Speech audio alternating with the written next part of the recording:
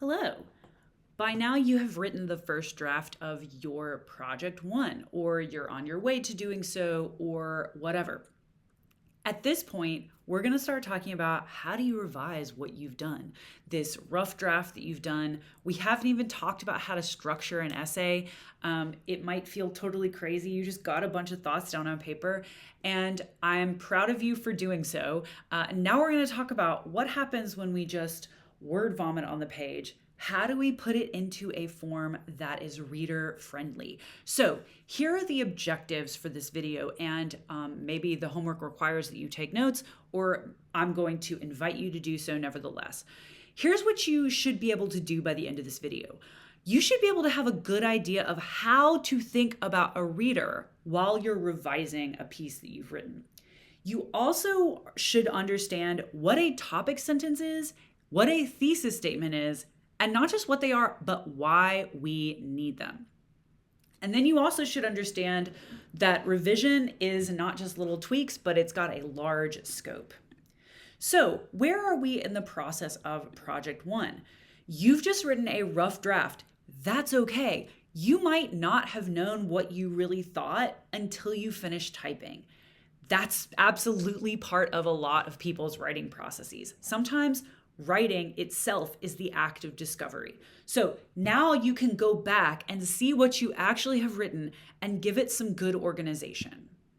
So a lot of people's pieces often starts off like a journal entry because there's a series of questions. It asks you about you, and you might say, here's what I'm like, here's all the things. It's almost like you're writing a personal diary.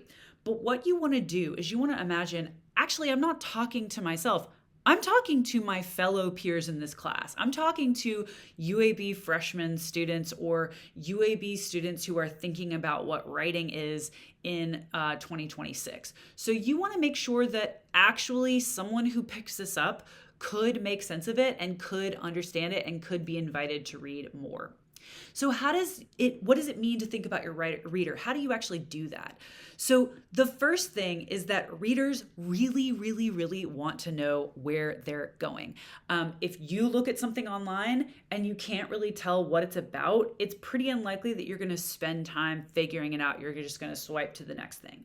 So you want to craft an introduction that gives them a sense of what this is about. Your intro needs to end with a sentence that gives away the major point. And this is something that I think a lot of people don't believe until they've practiced writing a lot. You actually tell the secret of your story before you tell the whole story. And that's because readers deeply, deeply want to know what's going on, where are they going. If they know a little bit of a preview before, if they know the main idea, then they're primed and ready to get get the specific details and really begin to believe you later on. The other thing readers want is pretty clear, broken up texts. So they don't want one whole unbroken piece of text. It's really daunting to read that. They want short chunks that they can make sense of and that they can digest easily. And so that means that you want to create paragraphs for the different ideas you have. But here's the thing. Many of you already have done this, or you know that this is what we need to do. The biggest thing you should get out of this is, guess what? Readers want the very first sentence of the paragraph to tell you what the main idea is going to be of the paragraph. Really, you don't need to wait till the end to get to your point. You actually need to say your point at the beginning, then explain it, and then kind of restate it in some different words. So you want to make a headline for that paragraph. In the same way that at the end of your introduction, you have a headline that kind of tells them, guess what? Here's what the main point of the essay is. That's your thesis. Every paragraph needs to have a headline, and we call those topic sentences. And this is abstract, but I'm going to be talking to you and giving you feedback on this all summer long. So I don't know if any of you have ever watched one of these Architectural Digest celebrity home tours. They were kind of big in the 2015 through like early 2020s. But it's a time when Architectural Digest the magazine goes to a celebrity's house and they say, hey, then the celebrity opens the door and says, hey, AD, and they take them through the entire house.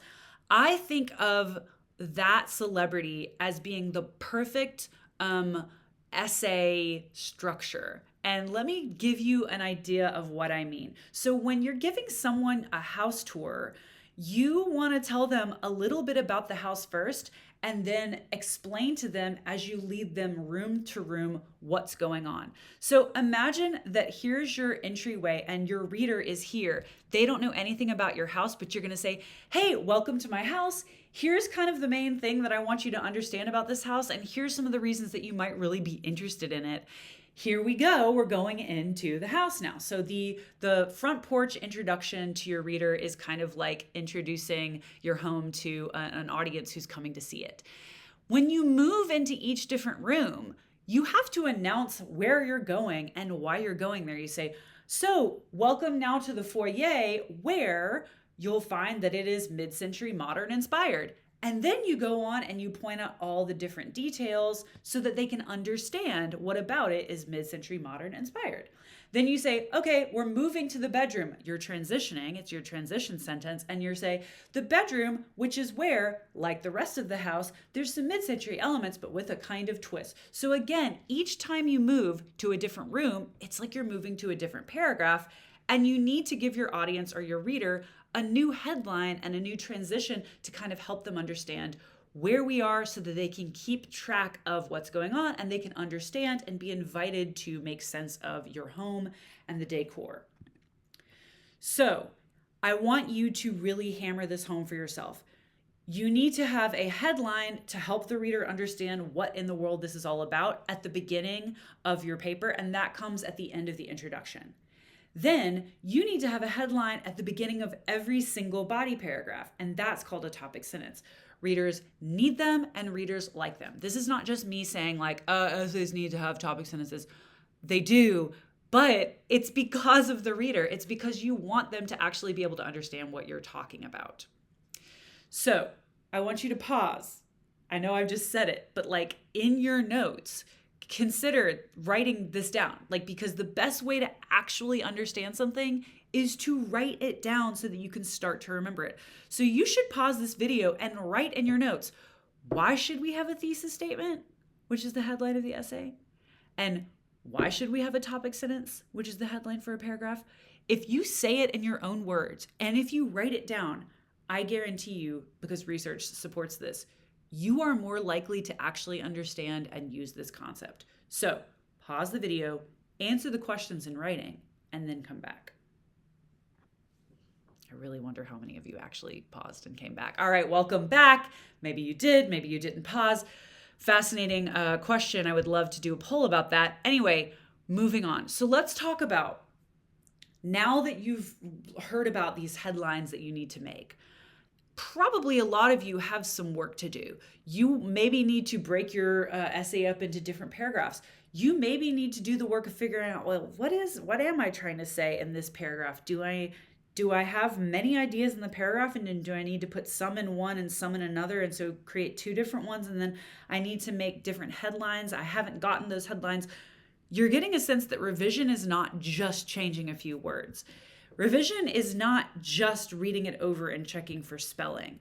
And it's not just adding one more little example or another paragraph. That's what we call editing, actually. Maybe the example is a little bit more revision. But editing is those little tiny tweaks. In fact, revision is taking stock, taking inventory of what you've actually created and asking yourself, does this make sense? Does it actually answer the purpose of the writing? And is it going to be reader friendly? What will it take for me to make this make sense to my readers and relate to them? Sometimes this means that you need to radically move things around and rethink your structure. And honestly, sometimes it means you have to delete some things. A lot of people sometimes say, you know what, I'm starting over. And because I don't like anything I wrote. But I'm telling you that the process of going through writing a first draft the first time actually sharpens and changes your mind, helps you discover what you know, so that you're actually ready to write the version you really believe in and care about the second time. It doesn't mean you've wasted your time. In fact, it's the most valuable way you could have spent your time to begin with. So this is not for nothing. You haven't done this for nothing if you want to start over. So here's the thing, it might hurt, but kill your darlings. Have you ever heard this phrase? It means if you've written something very beautiful, but you realize it doesn't have any place in the thing you're writing, you might have to kill it. That means, though, that you could use it for something else. You might have expressed something so beautifully, but it just doesn't work for this particular essay. Copy, paste it, put it in another document, and save it for another day. So next, I'm going to actually walk you through an actual student essay who gave me permission to share it as a revision workshop to show you in real time what it means to revise and how we put this all into practice.